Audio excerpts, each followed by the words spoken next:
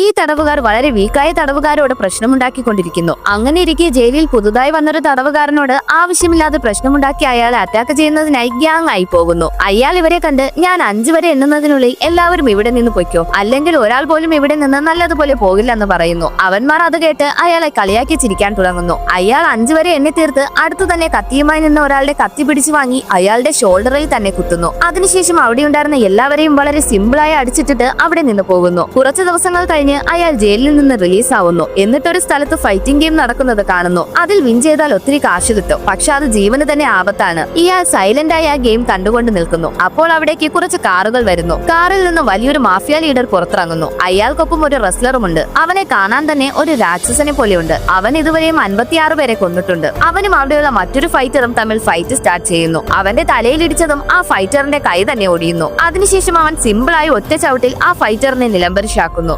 അവസാനം ആ രാക്ഷസനെ പോലെയുള്ളയാൾ ജയിക്കുന്നു. അതുകൊണ്ട് വേറെ വഴിയില്ലാതെ തോറ്റ ടീമിന്റെ ഓണർ ആ രാക്ഷസന്റെ ബോസിന് കാശ് കൊടുത്തിട്ട് കാറിനകത്ത് വന്ന ഒരു ഡ്രിങ്ക് കുടിക്കുന്നു. അപ്പോൾ ജയിലിൽ നിന്ന് റിലീസായി വന്നയാൾ കാറിന്റെ ബാക്ക് സീറ്റിൽ ഇരുന്ന് ഞാൻ നീ നടത്തുന്ന എല്ലാ മാച്ചിലും വിൻ ചെയ്യാം, പക്ഷെ നിനക്ക് കിട്ടുന്ന കാശിൽ നിന്ന് 50% എനിക്ക് തരണമെന്ന് പറയുന്നു. അത് കേട്ട ആ ഓണർ ഇത് നീ വിചാരിക്കുന്നത് പോലെ കുട്ടികളുടെ ഗെയിം അല്ല, വളരെ മോശമായ ഗെയിമാണെന്ന് പറയുന്നു. അതിനിവൻ നീ പറയുന്ന ഒരുത്തൻ എന്റെ ഫേസിൽ ഇടിച്ചാൽ ഞാൻ നിനക്ക് ഒത്തിരി കാശ് തരാമെന്ന് പറയുന്നു. അവൻ ആ ഡീലിന് സമ്മതിച്ച് ആ മാഫിയ ലീഡറിന്റെ അടുത്ത് വന്ന് ഞാനൊരു പുതിയ റെസ്ലറിനെ കൊണ്ടുവന്നെന്ന് പറയുന്നു. അതിനാ മാഫിയ ലീഡർ ആദ്യം അവൻ ചെറിയ ചെറിയ ഫൈറ്റേഴ്സിനോട് മത്സരിച്ച് അവസാനം ജീവനോടെ ഉണ്ടെങ്കിൽ തന്റെ ടീം മെമ്പറിനോട് മത്സരിക്കട്ടെ എന്ന് പുച്ഛത്തോടെ പറയുന്നു. ഫൈറ്റ് സ്റ്റാർട്ടായതും ഇവൻ എതിർവശത്തുള്ളയാളുടെ മൂവ് നോട്ട് ചെയ്ത് അവന്റെ വയറിൽ ആഞ്ഞു ചവിട്ടി രണ്ടാമത്തെ ചവിട്ടിൽ തന്നെ തോൽപ്പിക്കുന്നു. അതിനുശേഷം അടുത്ത ഫൈറ്ററും വരുന്നു. ഇവൻ കുറച്ച് ഡേഞ്ചറായ ആളാണ്. ഇവൻ അവന്റെ മൂവ്സ് കെയർഫുള്ളായി വാച്ച് ചെയ്ത് ഒരൊറ്റ പഞ്ചിൽ തന്നെ നോക്കൌട്ട് ആക്കുന്നു. അത് കണ്ട് ചുറ്റുമുണ്ടായിരുന്നവർ ഷോക്കാവുന്നു. അവസാനം അവർ വിചാരിച്ചതുപോലെ തന്നെ ആ രാക്ഷസനെ പോലെയുള്ള ആളുമായി ഫൈറ്റ് സ്റ്റാർട്ട് ചെയ്യുന്നു.